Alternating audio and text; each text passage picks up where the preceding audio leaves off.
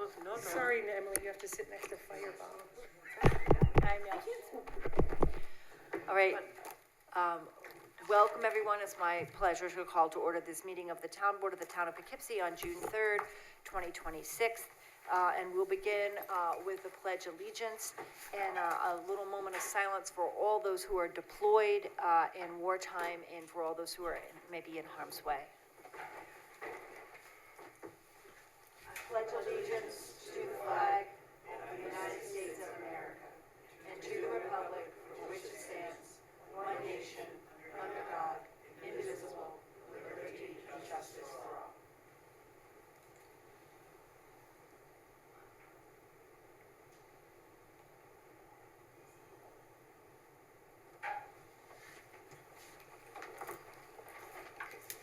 Thank you. Okay, we'll do a roll call until a little later tonight, I think. Ward 1 seat remains vacant, and Ryan Sharp had a family matter come up today and is not able to join us from Ward 5. Good evening. This is Barbara Laird. I'm representing Ward 2. Good evening, Shanta Thangaya, representing Ward 3. Emily Watson, Ward 4. Ann Shersham, Ward 6. Felicia Salvatore, Town Clerk. Dave Gordon, Town Council. Rebecca Edwards, Town Supervisor. Before we start the public hearing, I just wanted to make a very brief, quick statement. As most of you probably know, this is an immensely sad day. There's been a major fire at the Hudson River Psychiatric Center today. I'm very grateful that there have been no serious injuries. I hope it remains that way as they continue to bring the fire under control. We had a couple of firefighters with heat exhaustion, but otherwise, we hope that all are well. I'm incredibly grateful to everyone who responded. All the fire districts from the town, Fairview and Arlington and New Hamburg, Roosevelt, Rhinebeck, Millbrook, I think there were a number of others there, as well as county agencies and EMS, and the town of Poughkeepsie Police, the building department, highway, sewer, water were all there. Highway department was trying to, with excavators, to build fire breaks to protect the historic landmark that's the crown jewel of the property, the administration building, designed by Thomas S. Kirkbride.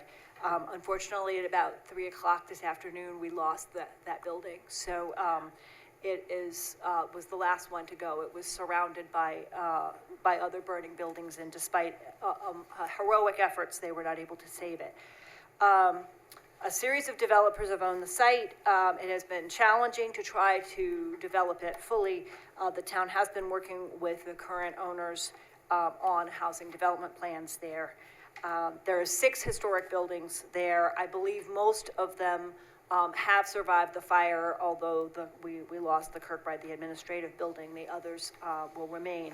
So there's nothing really to say yet about the causes. I'll just say that when the firefighters are done with their job, we will do ours. We will ensure a very thorough and careful investigation in cooperation with the county and with all the authorities who will investigate the fire and what its causes may have been. And we will continue to work to redevelop the site in a way that respects and preserves this important part of our history. That is a site that tells us for almost 200 years of history about how we have understood and treated mental illness in the United States. And there's nothing more important to us now, I think, than to understand that history and where it leaves us today. So in terms of housing, in terms of our historic heritage, in terms of the things we care about in our community, we will keep working on the site. And I just wanted to say a very heartfelt thank you to everyone who's still out there, and to everyone who's provided support. The ShopRite brought sandwiches and water and all kinds of things for the firefighters. The Home Depot sent out bottles of water.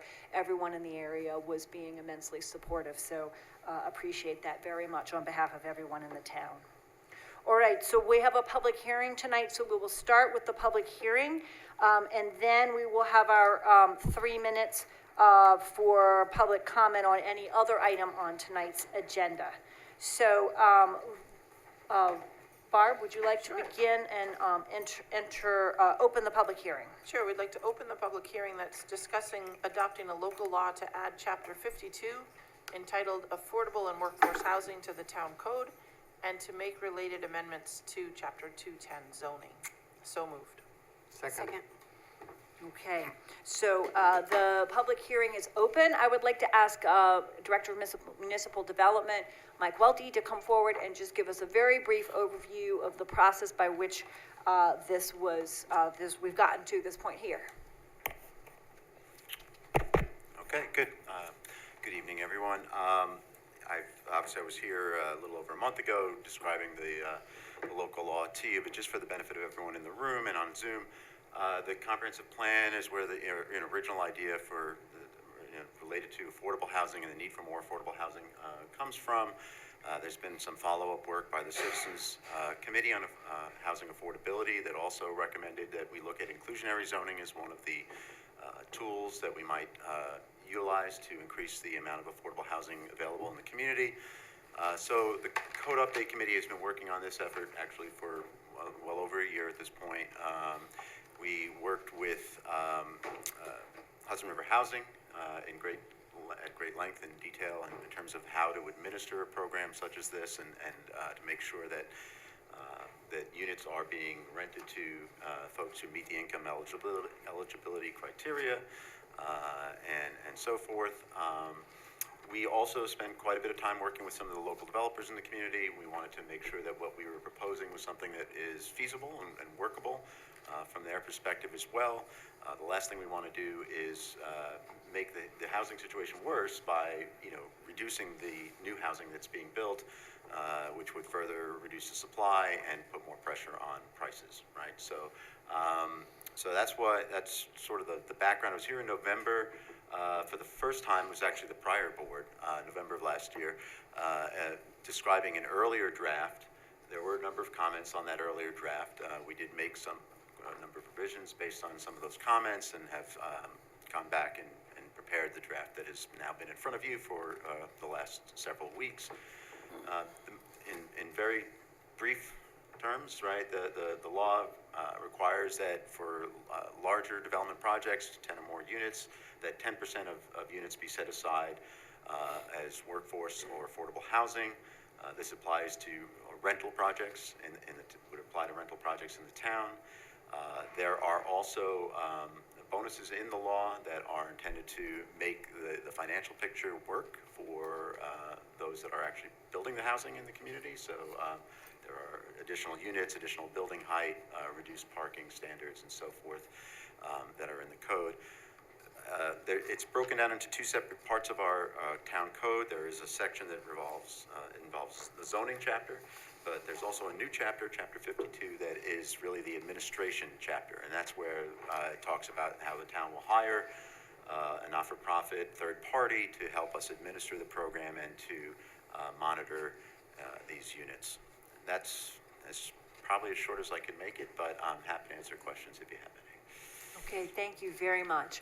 Why don't we see if there's additional public comment from folks in the room and then folks who are online? And if questions do come up, I'll ask Director Welty to be back to see if he has any further clarifications he can give. Is there anyone in the room who wanted to speak as part of the public hearing? Yes, Steve, welcome.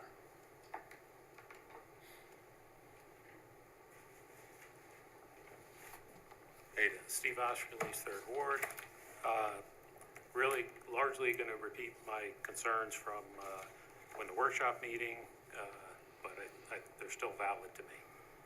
So I want to, start by agreeing that we agree on the goal. Housing costs are too high. Too many residents are being squeezed.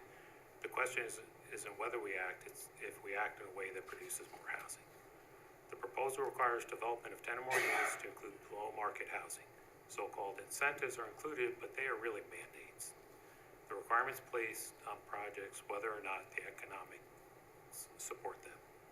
This will function like a tax on new construction, and when you tax something, you get less of it. We don't have to guess how this plays out in Albany. Sorry, Steve, is your mic on?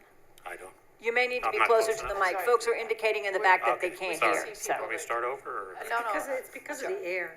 It's Once the that air? goes over. Okay. Yeah, I'm it does sorry, make it Steve. harder, but the closer you are to the mic, the more people will be Okay. able to hear. Thanks. Sorry about that. Usually not a problem. Again, I'll pick up, we don't have to guess how this plays out. In Albany, after similar policies were in place, housing production slowed, projects stalled, and some were never built. The result was less overall housing, and affordability did not improve as intended. It was also said that developers deal with this elsewhere. That may be true, but dealing with something is not the same as agreeing with it. Often it means projects are relocated elsewhere. Take a 100-unit project requiring 10% below markets can mean roughly a loss of 3 to 4 million over time. On top of that, you're requiring a developer to give up control to a third-party property manager and pay for that outside administration. So revenues go up, costs go down, and complexity increases. Developers don't absorb that, they adjust. Rents rise on the remaining units, projects shrink, or they don't get done at all. And when projects don't get built, the town loses tax revenue. That same 100-unit project could easily represent 25 to 35 million in assessed value. At current tax rates, that's roughly 600 to 900,000 per year in total property tax revenue. If just a few projects like this don't move forward, we're talking about millions in lost tax base over time. That means less growth in the tax base and more pressure on existing homeowners. There are also structural issues. The 10-unit threshold discourages building beyond 9 units. There's no flexibility like a fee in lieu, and density bonuses often don't offset real-world costs. So the unintended results is fewer projects, less housing supply, and higher costs. I'm not saying do nothing, I'm saying do it smarter. If we offer real incentives, not mandates, we can encourage more projects to move forward, and increased supply is the only way proven to bring down costs. If we want affordability, we need policies that produce housing, not prevent it. I urge the board to consider the impacts for moving forward. Additionally, it was talked about Hudson River consulting with them. They are one that are going to benefit from this, so I question consulting with the entity that you're likely to put in charge of this to manage that. Of course, they're all for it because it means more revenue for them. Even if they're not profit, they still need revenue to operate. Thank you. Thank you very much. Is there anyone else in the room who wanted to speak tonight? In the public hearing? Yes, welcome. I want to put my best word here for this guy over here sitting on my right. Thank you. We're focusing right now on the public hearing on affordable housing, and after that, we're going to talk about all the other items on the agenda. So there'll be a 3-minute period then for our other agenda items. Thank you very much for being here. Is there anyone else who wants to speak? Yeah, yes, Ann. Welcome. Before you speak, Ann, I just wanted to mention, Steve, if you wanted to send your comments to me, I could put them online since some people might not have heard everything. Just send them to me and I'll include them. Sorry. Hi Welcome. there.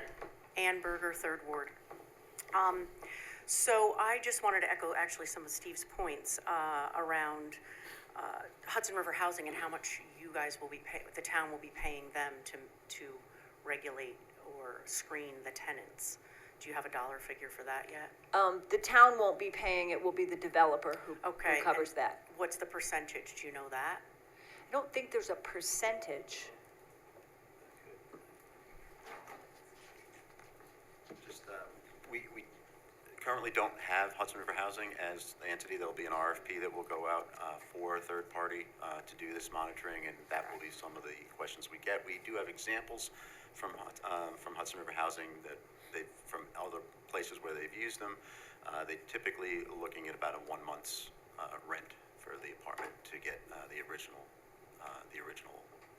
setup going, and then a smaller amount annually to reconfirm the income eligibility of tenants. So if there's 4 units in a given space, the developer will pay them 1 month rent or 4 times 1 month? 4 months, 4 times, Four times for each unit. That's being maintained as workforce and affordable. Okay. So my comments, I'll keep them brief. Affordable housing zoning really doesn't work to lower the cost of rent. Let's take the city of Albany, for example.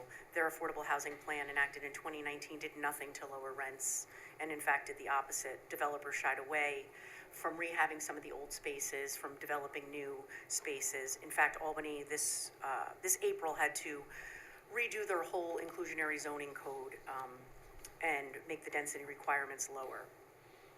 I think you all know that the issue in our town is not the cost of rent, it's vacancy. We have a 1.6% vacancy rate. So take Eastdale, for example. It's completely rented. There's a waiting list. People can afford to live there. Maybe not everyone, I get it. It's, we all have to pick and choose where we live.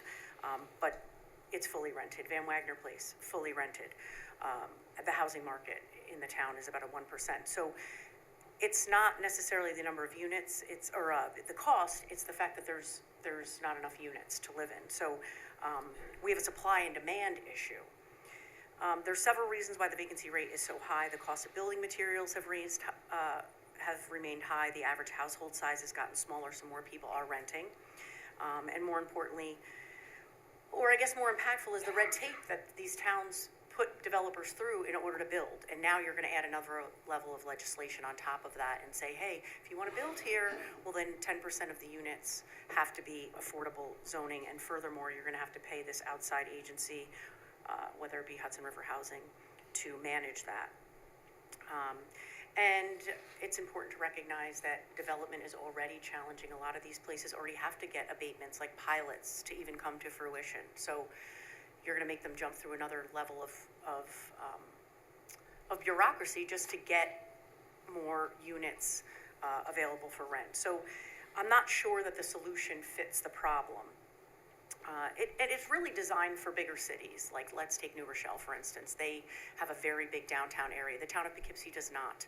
We don't have a downtown area. It's spread out over 31 miles. There's no density area where you're gonna see big buildings go up where 30, 40 units, like say the city of Poughkeepsie. And let's face it, we don't have that much space left to build anyway.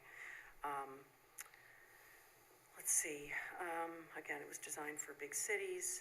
It's just very concerning that we would consider something like this and just make it more difficult for people to build here. I think it's gonna have the opposite effect on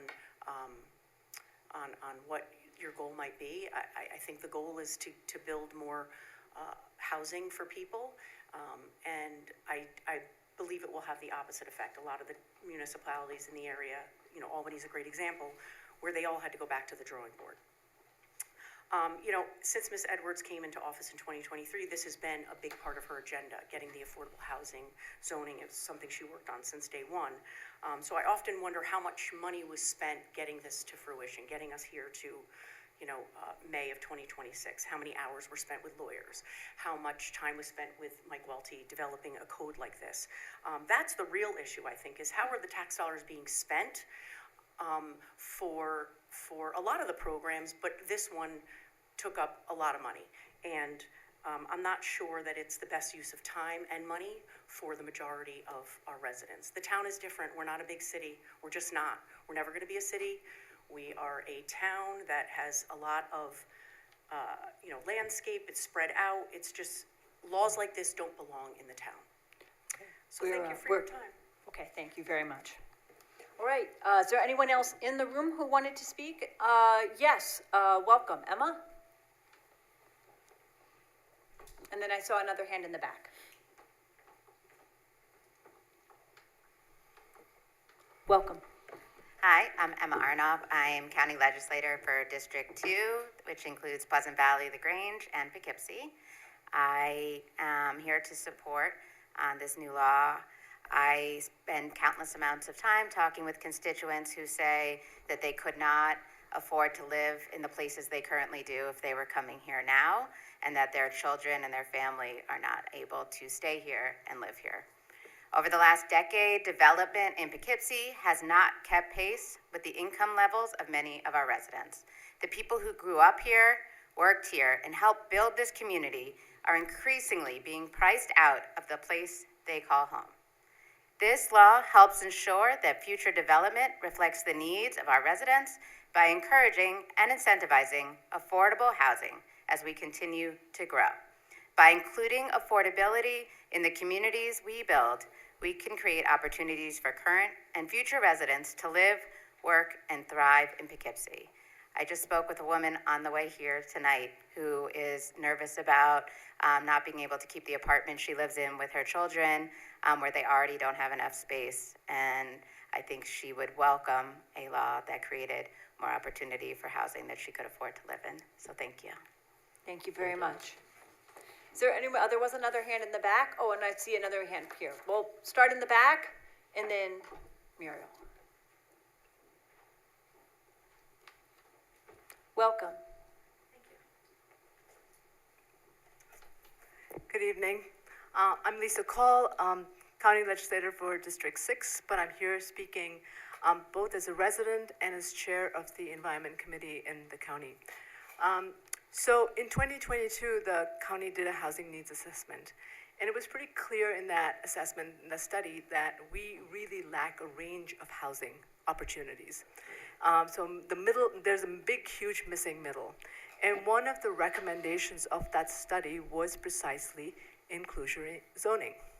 And so I applaud you for taking this very bold, courageous step. This is a step in the right direction. Every single day I hear from people, kids can't afford to stay here in the communities that have raised them. Seniors can't afford to stay in their houses.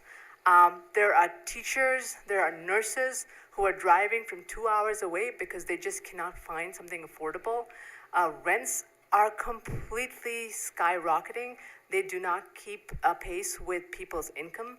So we really need something which will be an equitable solution, and inclusionary zoning really provides a sort of equitable solution so you do not have low-income housing sort of grouped together in one place. And all the studies show that when kids go to the same schools, when kids have access to the same opportunities, a great study out of Harvard by Raj Shetty, which says this, they tend to do much better. So I applaud you for having this on your agenda from day one. Being elected officials who are looking to make people's lives affordable is a good thing. That's why you get elected, because you're trying to make your constituents' lives better. And I know from having knocked on thousands of doors in the town of Poughkeepsie, that this is what the people in the town of Poughkeepsie want right now. We're all being crushed right now. So thank you so much for doing this. More power to you. And I really hope that other municipalities will follow your lead, because this is precisely what the county hopes for will happen in Dutchess. Thank you. Thank you very much. Are there other folks? Yes, Muriel, welcome.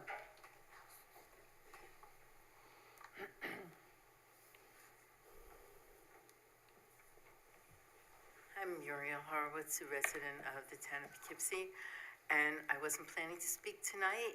I just came to listen, but when I hear, I'm very happy that the person here that spoke before talked about how she can afford to live here and she thinks everybody else here can, and that it's only a question of number of houses.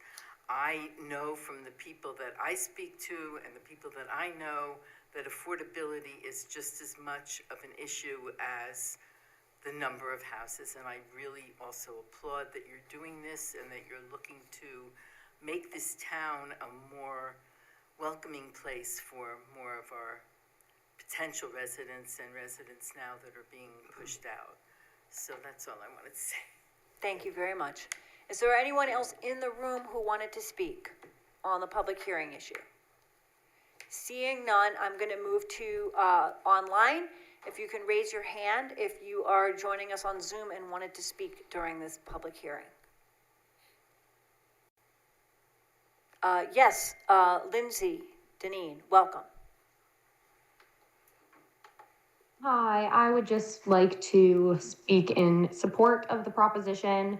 I'm a young homeowner, relatively new to the town of Poughkeepsie, freshly 27 years old, and I'm very lucky to be in the position that I am in to have a traditional home in the town because of myself and my fiance's income. But as someone who operates in circles with a lot of younger people, affordability is definitely fresh on people's mind. I often have coworkers joke that they could never live in the town of Poughkeepsie where they work because they could never afford to live in the town of Poughkeepsie. So I think this is definitely a step in the right direction, and I would support the proposition. Thank you. Thank you very much. Georgette Martin, welcome.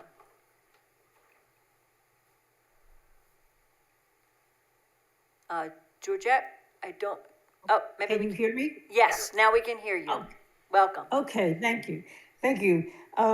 I agree with Emma and Lisa that the price of apartments and housing around here has skyrocketed and has increased way more than the salaries. Because the people who live and work around here can't afford these places like Eastdale, the new place that's on the east-west arterial. We have a lot of new apartments, but they're not in the reach of the common people that live here and work here.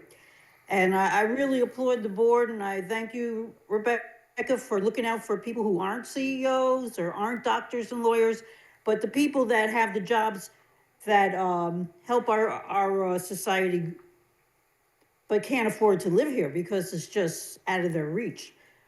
And we should be watching out for everybody that lives in the town, not just the people that can afford to. I think that's it. Okay, thank you very much. Is there anyone else who wanted to speak, wanted to raise their hand? All right. Whoop, oh, I see another hand. Catherine Bazan, is that right? Bezan? Welcome. Yeah, can you unmute yourself?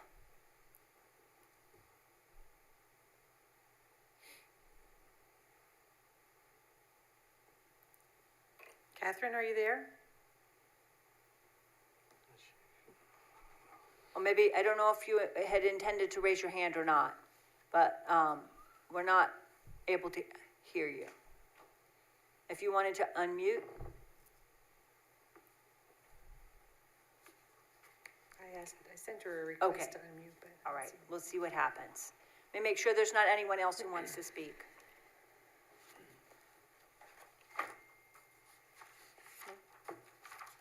Okay, all right, then we're set. So I would move then that we close the public hearing. Second? All those in favor? Aye. Any opposed? All right, by a vote of 5-0, the hearing is closed. And then we can move to consider the legislation and have board members, if they want to, discuss it before we move to a vote. I just wanted to mention too that we did get an email from Susan Carn-Hex that I'll put in the record. Oh, great, thank you very much. So she's in favor of this, so I just thought I'd mention that. We did get that. Thank you, I appreciate that. Okay. Are there any board members who want to speak to this? I mean, it's just an odd thing to want to protect the investments of developers. I'm not quite sure why, who would want to do that instead of protecting the working people of the community.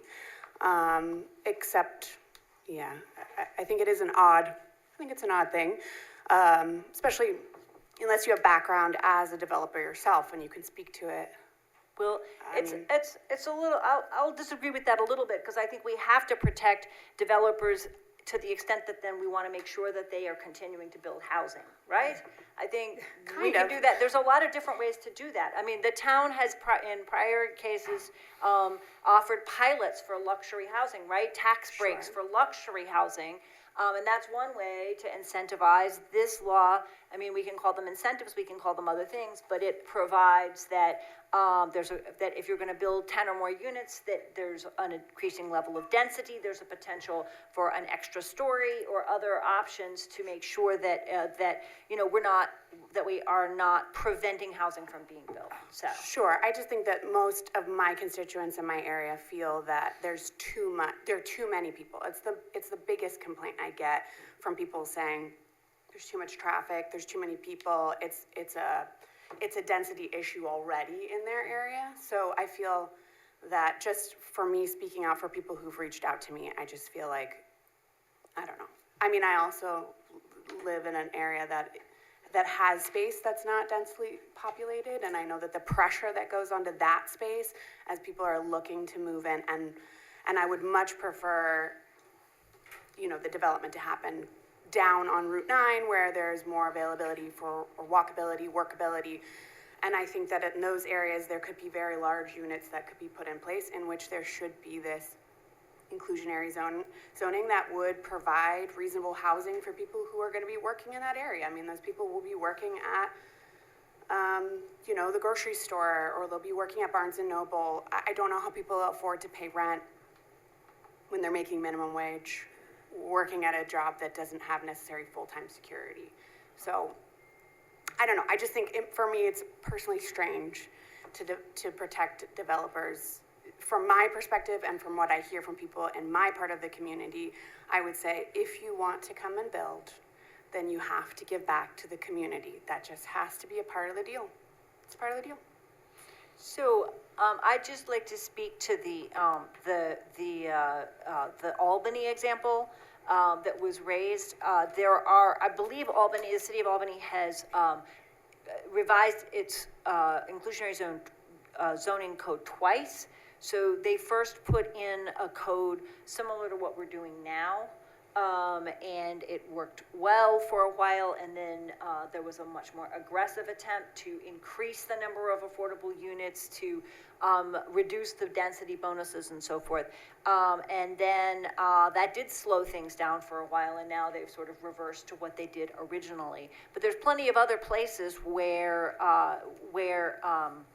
there has not, you know, there's not been a slowdown in housing because of an inclusionary zoning rule like this.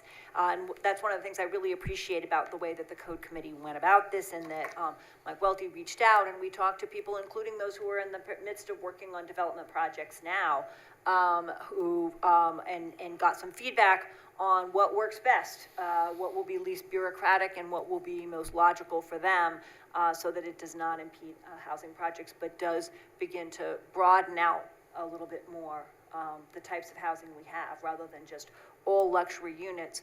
We are, as someone said, providing a bit broader range of housing for people with different needs.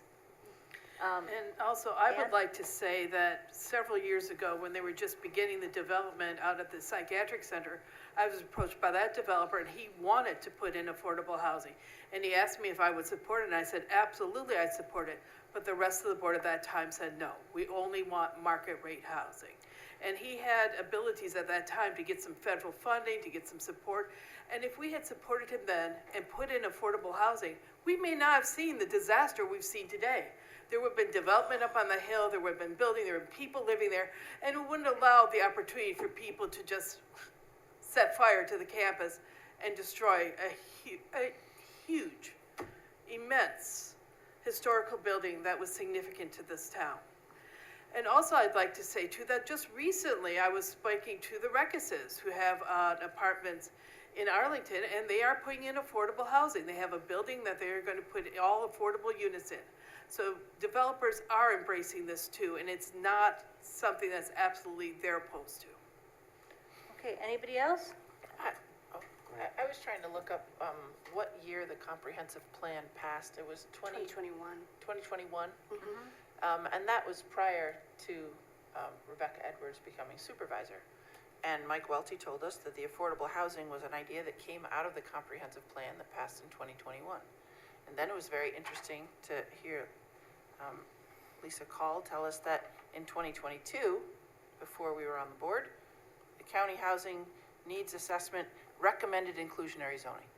So this is not one person with a personal vendetta against developers or whatever you might think it is. This is helping people live in the town. I bought my house for $115,000. House on my street, $625,000. It's a bigger house. It has 6 bedrooms, but then there's another one for $450,000. And I know, I'm old. I've been here 28 years. It's gone up a lot. But, you know, everything goes up. You have to take care of the people who don't have an income that goes up exponentially, like the housing. That's all I have to say. It's that it was in the history books way before we came on board. We just And Rebecca is very busy and gets a lot of stuff done. It's not a fault. That's all. I have a question for Michael. Well, Yes, Oh. please come. Welcome back. Yes. So, as Supervisor Edward mentioned, that we do care about everybody. The residents, developers, small business, all. And as you know, we work together with some developers. Your opinion or your feedback, talking to a number of developers, what are they telling? Are they showing objection, or are they? Well, I mean, if you watched the tape from back in November, there was some concern about the earlier draft. We did make some modifications based on those concerns and spent some more time with, trying to make adjustments basically to the law. I don't pretend to speak for all of them. I can tell you that I have heard, a range of, it is what it is, because we do work all over the Hudson Valley, and this is really not that uncommon, so, okay, if that's what, we had Mr. Kaminsky, who was here at the last time I presented, who provided some favorable comments. I think it's I basically agree with the premise that we don't want to do something that is going to prevent development from occurring, because that would be counterproductive. I completely agree with that. We do have a housing supply issue overall, but this is an opportunity to, every inclusionary zoning local law is not exactly the same, right? And we wrote ours specifically to make, I think, an effort to be, to make something that's workable for the local development community to continue to do the things that they do here and provide affordable and workforce housing.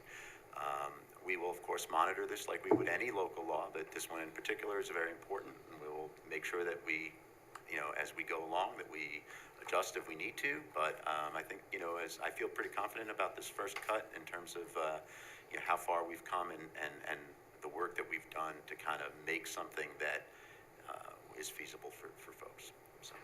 Okay, I have another question. Sure. Even though the supervisor is an elected official, but still, in charge of all the projects, and they, it's not like necessarily a political agenda. It's whatever, we have what is best for the community. That's what we set the agenda. Like your time, would you say overly used for this project for any reason, or this is anything we think is best for the community we use? Again, well, this is something actually we started working on before the current board came into being. And it is, again, it starts with recommendation from the comprehensive plan and following with the Citizens Committee on Housing Affordability. So, I mean, there's been a growing recognition throughout the Hudson Valley that affordability is a concern. You see all kinds of things today being written and discussed about that issue. So it's, this is a priority for folks that are paying attention to development, housing, and things in the community. So it's something that we've been, interested in, working on, and been working on for quite some time. It's part of a whole host of other things that we do. Certainly, there's plenty that we do, but this is an important piece of that. So. I would say this is a tool, right, among many, tool. right? This is certainly not the only thing we're doing about affordable housing, and we have more to do, but it's a tool that has been recognized increasingly as being something to put in the toolbox, so. Thank you, Mike. Oh, Mike, don't go anywhere. I have a quick question, because when you said review the process periodically, it reminded me of the letter that we just got in our packet from Dutchess County Department of Planning and Development. And they had comments that said, we support the town's commitment to addressing local housing needs and offer the following comments for consideration as the legislation is implemented and refined over time. So they say, I'm just reading right off the letter. While the policy is thoughtfully developed, mandatory inclusionary zoning can affect the feasibility of new housing construction if the requirements are set too high or the incentives do not sufficiently offset the added cost of providing below-market units. To help ensure the legislation functions as intended, we recommend establishing a regular review cycle to evaluate its effectiveness. This could include tracking key indicators, such as overall housing production and below-market units created, and continuing to talk with the development community about how the policy is working. And I thought that was very well laid out for us. How would we as a town work on that? Like, how regular is a regular review cycle? 6 months, a year? I mean, don't know. Obviously, like in my department, we're very close to the development processes and things, right? We have the building department, planning, zoning. So I think would very easily see if there are noticeable differences in the number of projects and the number of units that are coming here. I think that's, those would be the bellwethers, right, that we would look to. It's interesting, I did talk to the planning department in the city of Albany. I just took a look at one of the phrases that I got from them was, they are looking at recalibrating. That's how the planner there described their effort this year, as they've recalibrated their zoning, because as the supervisor pointed out, they had a law, then they tightened it further because there was a constituency that really wanted them to, try to get more affordable housing out of it. It did prove to be unworkable, and they recalibrated. I mean, I think, I'm hoping we don't need to recalibrate, because I think we've done a lot of work up front to work with the development community to hopefully address their concerns. But that's always part of what we do. I mean, every zoning law that I've ever been part of writing has required some amendment at some point for something. Doesn't mean this one necessarily will, but most, do require us to revisit them at some point, to make adjustments. So it's very fluid, and we'll just keep looking at it. I would also say that we're always subject to forces beyond our control, and that, the world is an unstable place right now, and if there's a severe economic downturn and the vacancy rate changed, or, larger conditions of some kind in the housing market seem to change, then we would absolutely want to revisit a law that's designed for the market as we've seen it over the last, certainly since the recovery from 2008, and we might need to do something different. But as long as the vacancy rate is extremely low, and as long as this continues to produce new housing, it provides a steady increase in the number of affordable units, so. The last question is that one of the main goal is to include like the workforce to have some housing, right? Yeah, I mean, if you look at the numbers, these are not affordable units in the sense of the lowest income residents of the area. That we can't really touch that probably with a program through zoning. There are other programs, state funding and otherwise, that will help to develop units for that target audience as well. But these are really for people that are, working in the community, have, jobs here that are finding the market rate housing, frankly, to be out of reach. And so it's not going to solve affordability for everybody. It's one piece of a much bigger issue and problem. Thank you, Mike. All right, thanks. Anybody else? Questions or other comments? So I didn't finish yet. Sorry. No, the public hearing is closed, I believe, right? Yeah. But there was essentially an accusation against me. Well, this is, the public hearing's closed, and I would actually really like us to move ahead, because I don't think that there were personal, whatever was said that was personal doesn't matter to me on any side, whatever accusations were made about any individual person. We're here to make policy, and I'd really like us all to focus on the policy at hand. All right, thank you, Mike. That's all I have, but I'm not finished with my statement. I directly work with one developer, big developer, and even before we coming up with this, they are ready. They're already planning 10% to include on their next development. And I would like to talk to other developers as well, to continue to understand. But this is so far my understanding, they are more than willing to If you want to give a couple of bucks more, of course, they're going to be happy.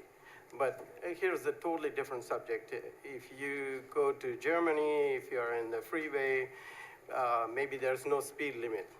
It's great, you can drive as fast as you want, but we have speed limits. But there's a reason. Same, we can argue here, we want to remove the speed limits. The laws are somewhat, that's how I look at it, to balance between the constituents supporting the resident at the same time balancing with the developers. The last thing I want to say, yeah, this is the election year. We just don't want to let it slow down what's right for the people and the businesses. And not as a board member, as personally, I do outside this work is a nationally advocacy work. Something we need to remember with the expenditure, why everything is expensive. You want to spend $1.6 billion for a ballroom. You want to spend $1 billion every day for war. You want to spend $1.6 billion for January 6th insurrectionists or the cop killers, and several billion dollars for ICE bonus, $50,000 each. That all our taxpayer money. That all increase our expenses, living cost nationally. That's Okay, something. so I want to bring it back to the issue at hand. I do want to say that, yes, that since we have been contemplating this legislation, since it was recommended by the Housing Committee, any developer who's come in to speak about projects in the town, and we do have a number on the table that would, to which this policy would apply, they would have 10 units or more of rental property. We have indicated that we are planning to implement this. Mike has shared drafts of the law, and we have not had anyone be deterred. There's been a lot of conversation around the density bonuses, what those mean, you know, how they work, but there has not been anybody who said, oh, well, we can't do this then. We are continuing to have fruitful conversations, and I hope that will bring, that things are on the table that'll bring quite a few new units into the town shortly. All right, anybody else? Okay, then are we ready to vote? Barb, would you like to formally move the? Sure, do I need to read the whole thing, or am I just rereading Just the title, I think, Okay. is all you need. Resolution number 1, adopting a local law to add Chapter 52 entitled Affordable and Workforce Housing to the Town Code and to make related amendments to Chapter 210 of zoning. And so moved. Second. Okay, And I'll just fill in the blanks that were on the second page since we're, so it was dated 6/1 of '26. that's right. And it states, I put in my own summary, and it states that the board rely on its own study of the facts in the case with consideration of the comments. Right. We can append the letter if you'd like, or anything Yeah, like that as so well. there you So, go. that'd be great. Okay, good, thank you very much. All right, if there's no further discussion? All those in favor? Aye. Any opposed? All right, then the resolution passes 5-0. Thank you very much, everyone. We now are, I move to open, we're going to our regular agenda, so I move to open the floor for up to 3 minutes for anyone who wants to speak on any item on today's agenda. Is there anyone in the, oh, sorry. Okay, all those in favor? Aye. Any opposed? Resolution motion carries 5-0. Okay, then the floor is open for anyone who'd like to speak on any item on tonight's agenda. Yes, welcome. You want to come forward?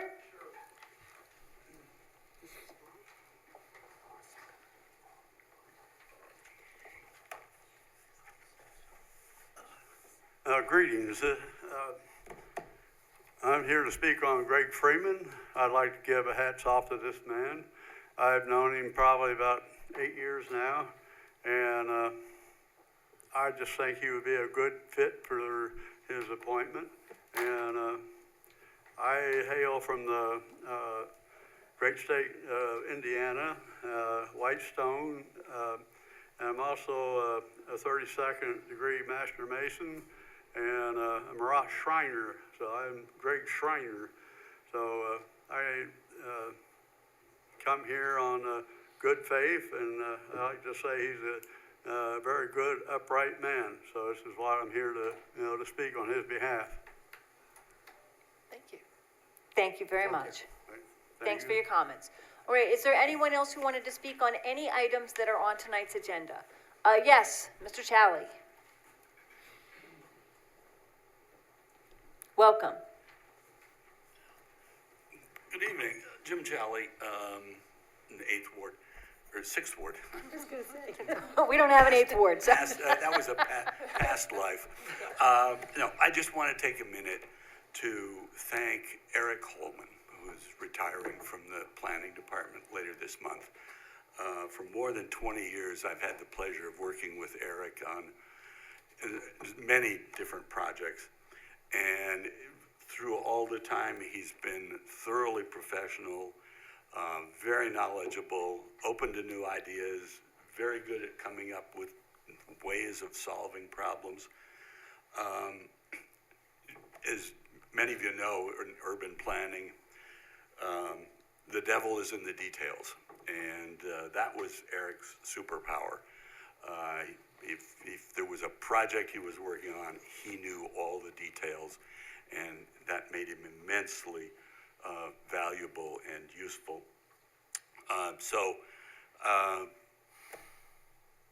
Thank you, Eric. The work you've done has made this a better place, and enjoy your retirement. Thank you very much. All right, is there anyone else in the room who wanted to speak on any item on tonight's agenda? If not, then I'll move to the folks online. Is there anyone online who wanted to speak on any item on tonight's agenda? Giving anybody an extra second to unmute Or raise your hand. or raise hand, right? Seeing none, then I would move that we return to regular session. Second. All those in favor? Aye. Any opposed? The motion carries 5-0. Okay, so then we move to our item number 2, and we can read titles. Special concern? No. Oh, that's at the end. All right. Resolution 2, accept Ann Planton's retirement from the legal department. So moved. Second. Okay, it's been a pleasure to work with Ann Pantalon. She's a very dedicated member of the legal department staff. And she and Eric Holman are retiring on the same day. So we are going to miss her a great deal. I would like to say thanks too to her, and she used to work for the police department years ago. Yes. So she's got a lot of knowledge of different departments. She has some of the deepest knowledge of the town of anybody I've met. She Yeah. told me about the pool that used to exist on the side of the Mount Alvernia property down in the village of Wappingers Falls and things like that. She knows everything Yeah. from way, way back, so she's She a lives great right down there, resource. so yeah. That's great. She's So lovely. we're going to miss her a great deal, but wish her a very, very happy retirement. All those in favor? Aye. Any opposed? The resolution carries 5-0. I think I missed the second on that, I'm sorry. Oh, It was me. Oh. it was Emily. Yep. Emily. Sorry. All right, resolution number 3, accept Eric Holman's retirement from the planning department. So moved. Second. Again, he has been a wonderful employee. Wish him the very, very best in retirement after many years of work that's Yes, he's been here a served the very town. long time. Yep. All those in favor? Aye. Any opposed? The resolution carries 5-0. And resolution 4, appoint Greg Freeman to fill the vacancy of the first ward councilman. So moved. Second. Okay, anybody else?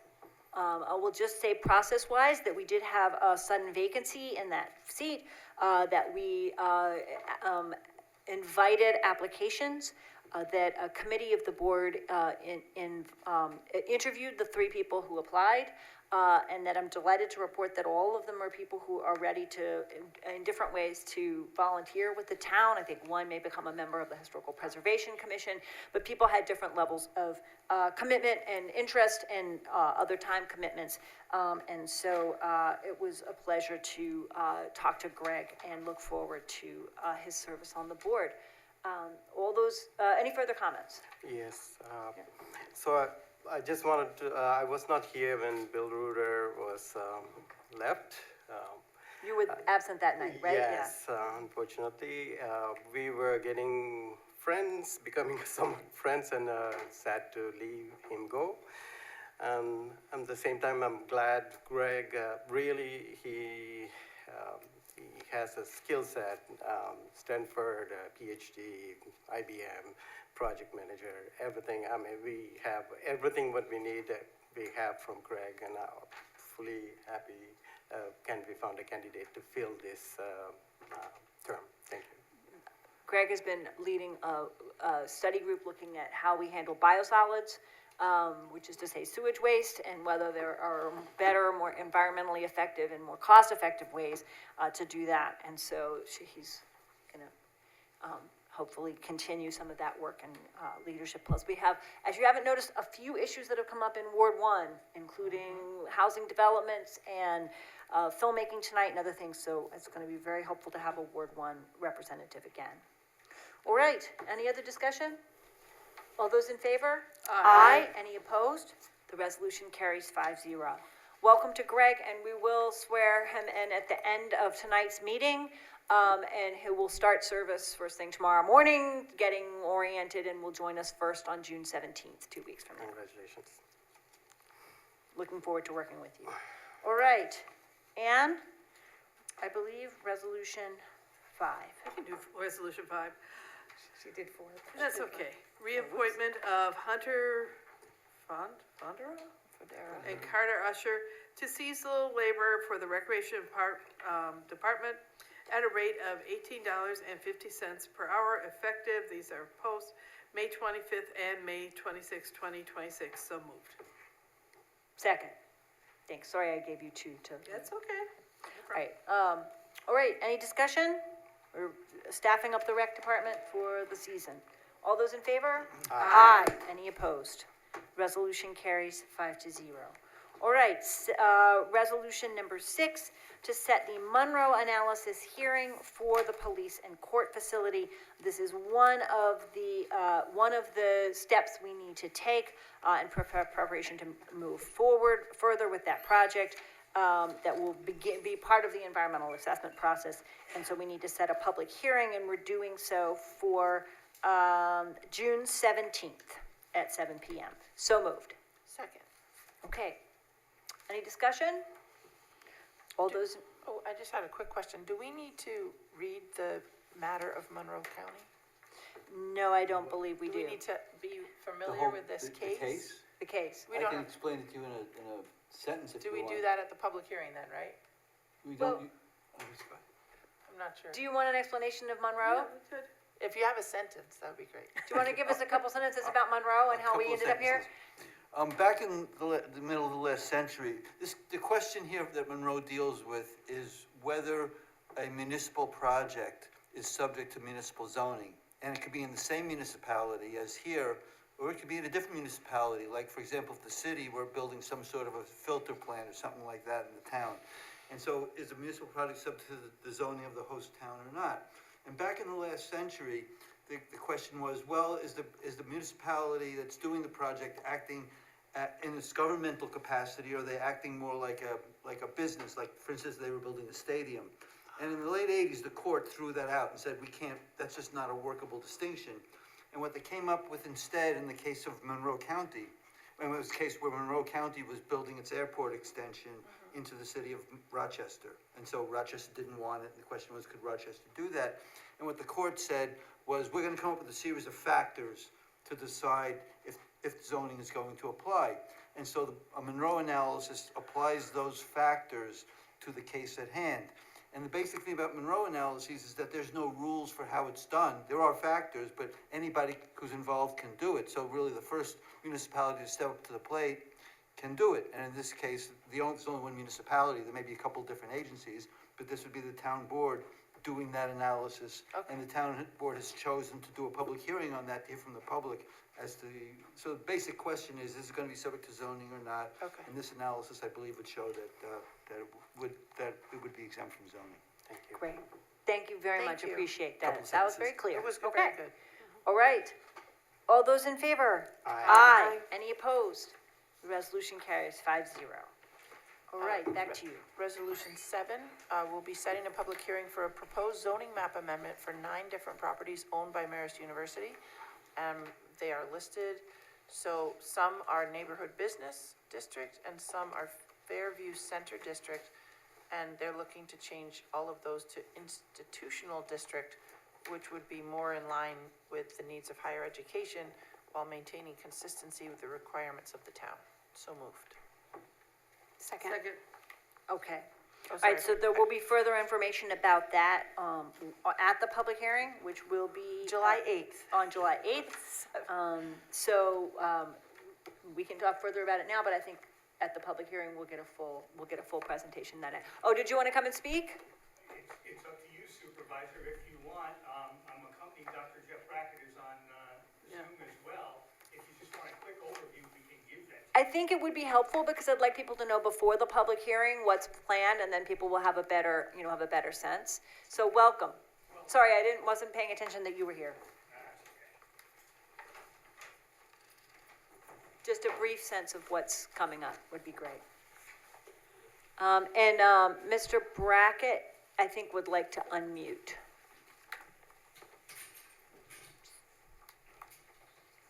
Good evening, everyone. Hello. Good evening. Thank you for allowing the hybrid format. Good evening, ladies and gentlemen. My name is John Andrews. I'm an engineer with the firm of Rhodey, Soika and Andrews here in Poughkeepsie, and I've represented Marist for a number of years. We are here quite simply, and I've only got 4 points we want to make. We submitted a rezoning application for properties that Marist has acquired over time that were not part of your last big zoning initiative. When you did the zoning, most of the college-owned properties were put in the institutional zone. Since that time, we've purchased properties, and they were whatever zone they were at the time, and we used them as that. The institutional zoning better aligns with current and future intended uses of those properties. The rezoning would allow the campus to behave more cohesively and function as a better unit. We've been working with your staff and other things, and it kind of gives Marist the flexibility to meet the needs of the university, but at the same time align ourselves and be consistent with your town requirements. There's no question if a property is zoned institutional, it's used by the college, it all fits. Our rezoning is not tied to any specific project. This is something we've been working with staff for quite a while, as Director Welty will tell you, and it just makes everybody's life easier. And we look forward to working with it, and we think it's pretty straightforward and relatively simple. Just to give you a quick overview, I think, so everyone understands, this is North Road, Route 9. Everything we're talking about is on the east side of Route 9. Many of you recall, we put the underpass in, and that basically knits our campus together. So the properties on this east side, there's a couple small properties that used to be single-family homes. There's one we don't own. There's another property that used to be a doctor's office up on West Cedar Street.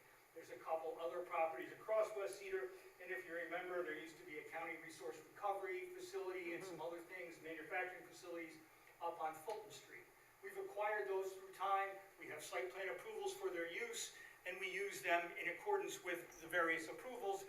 But in working through all our activities with your staff, we said, you know what? Let's bite the bullet and put them all under our umbrella of institutional zone. It makes everybody's life going easier going forward. It gives a consistency then to. It is correct. Right, to the lands, the properties that Marist owns. Yes. All right, good. Thank you very much. Any questions? I just wonder if necessary for anybody from, administrator from Marist to come to the public hearing, or is it necessary? It's not necessary. No. Not necessary, but I will guarantee you I will be here. Okay, we'll see you then, again. Thank you. Thank All you right. very much. Thank you very much, and thank you, Mr. Brackett. Thank you very much, all. Thank you, John. All right, so then we're setting a public hearing date of July 8th? Yes. All those in favor? Aye. Any opposed? All right, the resolution carries 5-0. Okay. Was it you? Bob? It's you, Sean. All right. Resolution 8, authorizing issuance of a commercial filming permit to Duck in a Box Corporation for Best Medicine Season 2. So moved. Second. Okay, we heard an extensive presentation about this at the last meeting, as to what's planned. We have been in conversation with the New Hamburg Neighborhood Association. The number of days of filming will be much less than last year, and people seem comfortable that it has been a good relationship on the whole with, Dock in a Box. We do want to make sure that we have things set up for the town fees and application fee and everything to come in, but I have not heard any opposition to it.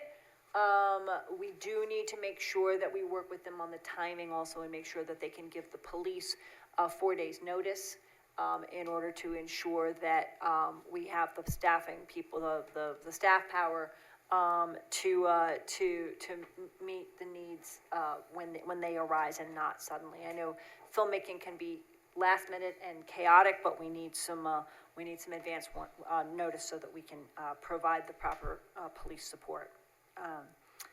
But they have been in conversation with the town police about that agreement. Anybody else?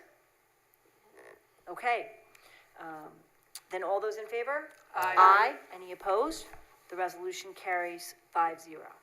Resolution number 9 is to retain the CPL to design the roof replacement for the new town hall at Gilkison Building, 244 Boardman Road, at a cost not to exceed $59,700. So move. Second. Okay, so we are putting this out to bid. So what CPL will do is the preparatory work to putting this out to bid, so that we're sure that we have the best, the best price, on the project and are prepared to move forward with it. We need to make sure that everybody's proposal is apples to apples and we have very clear specifics as to what exactly needs to get done. Yeah, it looks like the majority of this is for the actual design work, so that it can be Exactly. apples to apples. Yep. So I was involved with many of these meetings, I really think this is the best course of action, that we can come up with the most affordable design and repair of this roof.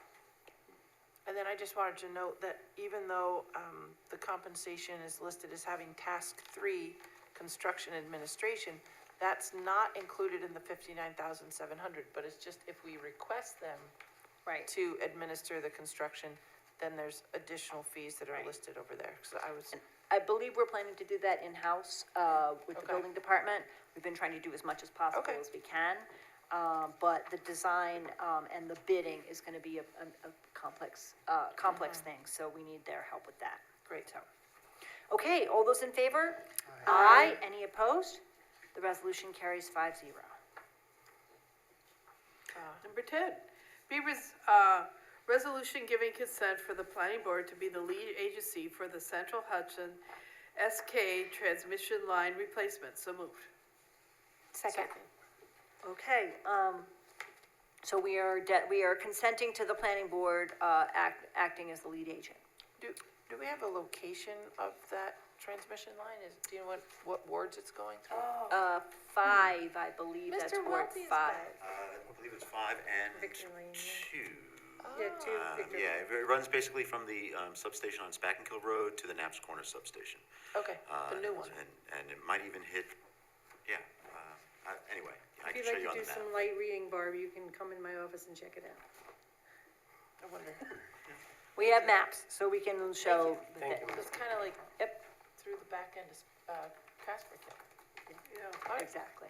thank you.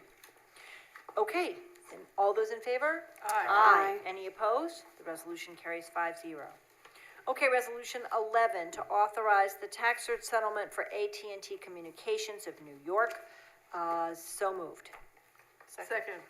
Okay, like all tax certs, this emerged because we assessed a property and that property owner challenged our assessment, and we had to make a decision about how to support our appraisal of the property, and reach an agreement with them that at the least possible cost to the town. So we've been continuing to work to minimize the impact, but we have from the assessor an impact statement here showing what the results are. So, all right, all those in favor? Aye. Aye. Any opposed? The resolution carries 5-0. All right, and then Barb, I think we have a special consent too, right? Oh, wait. Actually- Oh, we gotta do the town clerk. It's very quick. Sorry. It's just a liquor license regarding Emerald Hotels LLC at 2165. That's really the only notification I have. Okay, that's That's it. it. One That's it. liquor license. That's it. Okay, already good. Then we can do the special consent item. Sure. Resolution 13. We would like to vote on granting special consent to the following two items. One is a resolution to submit a grant application to a New York Plays Playground Program, and the second is to approve paranormal CERT coming to Poughkeepsie Galleria. So moved. Second. All right, so this is just a vote on whether we're willing to consider these because they came up at the last minute, right? Yes. All those in favor? Aye. Any opposed? The resolution carries 5-0. Can we Okay. do the first Sure, one? go right ahead. 'Cause that wasn't. This is a resolution authorizing the supervisor to submit a grant application to the New York State Office of Parks, Recreation, and Historical Preservation. It's called New York Places for Learning, Activity, and Youth Socialization, which actually works out to New York Plays, a grant program for expansion and improvement of Pine Echo Park. And the town, if granted this, would match the grant 20%. So the grant would be $149,000, 45.70, and the town would match $29,809.14. So moved. Second. Okay, we've been working to determine the needs of communities, people in that area. It's a park that's been neglected for a really long time. It used to have a little turnaround merry-go-round. It used to have newer playground. There's not much there at I this just point. don't know where it is. Oh, so if you go up Creek Road, Oh. just Yeah. past Dutchess Community College, Oh. and you turn to the right and go back in there, it actually has a little pathway through the woods from that big Dutchess Community College parking lot into that park. It's not a particularly large park, but there were a large number of small kids in that neighborhood now, and grandparents who often have visits from grandchildren as well as many young children. There's a lot of people who would like to play basketball.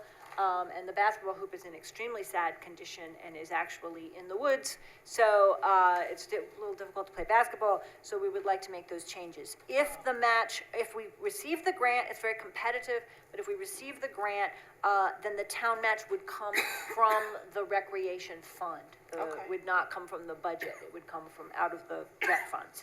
And that would be for potentially, a little, bless you, a new picnic table with a cover over it for shade and a new playset of some kind and. There's a list of items. Yeah.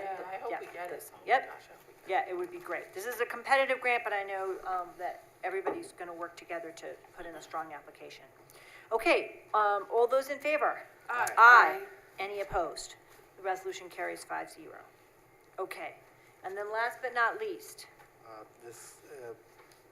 The special consent number 2, authorized paranormal circ event at Poughkeepsie Galleria. So moved. second. Okay, so we have an appeal to the clerk, an application. So this is something that they've never done before. It's very hard from the application itself to even see.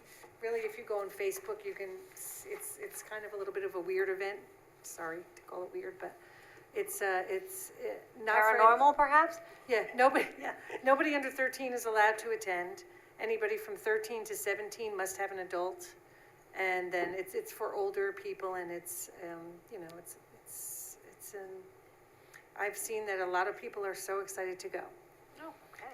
All right, so it's a different kind of cirque or circus, Yeah, right? it's Or something kinds different. of- It's mostly acrobats and, weird types of, I don't know, I've never seen it. Has anybody ever been? No. I don't know. I don't know if you're advertising it well, Felicia. I'm sorry. I actually kind of Now like I that. actually want That's to go. not our job, though. I actually so, like okay. that kind of stuff, so Yeah, I but- probably will go and I It's- can report back. An unusual and new kind of circus coming to the Yeah, Galleria Mall. it is Okay. good, and people are excited about it, to be Yeah. honest. I just don't know because I've never seen Okay. anything like it. All right, so are we ready to approve this? All those in favor? Aye. Any opposed? All right, the resolution carries 5-0. We are Yeah, I did want to in mention that favor of paranormality Yeah, they in services, did come in kind of late, but the building department and zoning now with the new event chapter that we did, they had to kind of make sure that, there were some issues with the Galleria, so Bruce said this was okay, and that's why it came in a little bit later, so. Okay. It's all good. All right. Okay, then I would move that we now open the floor for up to 3 minutes for anyone who wants to speak to the board on any issue that people may wish to come and speak to us about. I'll start again with the people who are in the room. Is there anyone who wanted to come in, who wanted to speak? Steve, welcome. Was there a second on the motion to open? Oh, yeah, second. Perfect. All right. All those in favor? Aye. Any opposed? The resolution carries 5-0. The floor is open. Yes, and this is to address the previous comment by Councilperson Watson.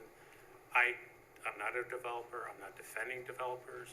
I'm just stating what I see as facts is that these developers are building these apartments and that to make money. That's the thing. If they're not going to make money, there's very few people that can afford to do some business and lose money. And I would say, and I would thank the supervisor for, your comments there, essentially echoing that. So, I thank you for that.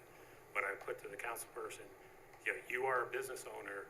Do you adjust your prices by somebody comes, by what they make and come in?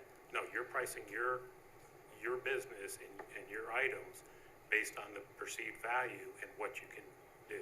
If you start charging below what it costs you to produce your items, you're not going to last too long. So I find that, I found that comment highly offensive. Sure, but housing is, No, it's not the same. It's the same. People are doing it to make money. And the more they build, the cheaper it is. If there was vacancy of 20% in here in town of Poughkeepsie, you could probably rent an apartment, a nice 2-bedroom apartment for $1,000. There's very little vacancy, so now it's 25, 3,000, whatever it is. Fortunately, I own my home, older than Barbara, because I've been there 33 years. I built it myself. I'm able to afford it. Taxes are killing me like everybody else. But if the developers are building what people want, there's the deficit of housing, so they're building the higher. If people didn't want the higher end things, they just wanted basic apartments, people could build those, although the cost of getting that done through the planning and everything else, development, all that, is so great that even those are expensive. Okay. Thank you very much. Is there anyone else who's here? Yeah, yes? Welcome. Curtis Stoltz again. I was told by racing organizers that I need to start somewhere. So what I'm here about is bringing a tourist attraction. I hail from the great state of Indiana. Every July 4th, we have the Governor's Cup, where we bring in, it's pretty much a weekend. They really bring a large crowd to Madison, Indiana. There's a movie out, if you want to look on YouTube, called Madison. They were telling me that, see if you can get interest. Well, I'm here to, as Executive Board Director of Hudson River Boat and Yacht Club Association. There's 36 yacht clubs and boat clubs all the way from Keyport up to Poughkeepsie. Well, I've got interest, but, like they told me, you got to start somewhere. So I don't know if the Hudson River and town of Poughkeepsie or Bowden Park, it's something that, it's in a talkative, but I just wanted to bring it to the board. What I was told by them to get it. They only have 9 in the U.S., and I'm hoping to bring 10, and, whatever you want to call it. This is all, I guess you'd say, talk behind the scenes. But usually when you get a talk, you're going to get investors. And where I grew up, a little town called Sumner, Illinois, me and another guy, he was a pilot. I was working on getting him a pilot license.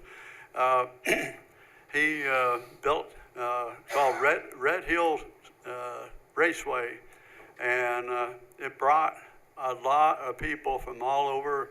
We even had Tony Stewart come there when he had the Outlaws. But, you know, what I'm saying, if you want to fill up houses, you want to get people to come here to buy stuff, you know, having a tourist attraction of any kind, you know, of this latitude, I think would, you know, bring a lot of profit. Thank you. So that's, you know, I just wanted to, you know, bring it to the board that I'm working behind the scenes to get this started, but I just, you know, if there's anything that I need to do or need to bring, I'll give it to my superiors. Right. Yeah, we'll have to understand the nature of the event, but we might want to talk with maybe touches tourism, and they could coordinate with other county tourism offices to think about how this might work. It sounds like it would be in a number of different municipalities on the river. So that would be maybe a starting point, but I'd be happy to sort of work with the new Ward 1 town board member to see if we can figure out you know, what's planned, what the dates would be, and what authorities might help carry it forward. Well, they have it, it's called Thunder on Ohio, and they have it in Evansville, Indiana, they have it in Louisville, Kentucky, they do something in Cincinnati, so I was just saying even the Three Rivers at Pittsburgh. That's great. But Good things come out of the Midwest, so hopefully we can talk about bringing that here. Thank you so much, I appreciate it. Very well, thank you. Take care. All right, is there anyone else who's in the room who would like to speak on any item? George, welcome.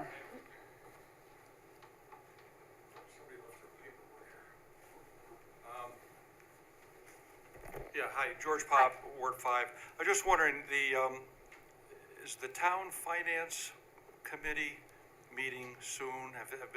Because we had the finance advisory board, we submitted a recommendation on reviewing year-end actuals, and my understanding is you're going to review it at the next. We met and we discussed it, and when is your next meeting? I mean, I can tell you what we discussed now, but I could also come to the meeting so I could talk to everyone on I think Tuesday there's a meeting of the This CFAC, right? Tuesday. Okay. Oh, so you're gonna Well, I can- talk about it Yeah. next Tuesday? Do you want me to do that, or do you want me to speak to it now? Sure. Okay, next Tuesday. Okay, great. That'd be great. Okay, thank you. All right, thanks.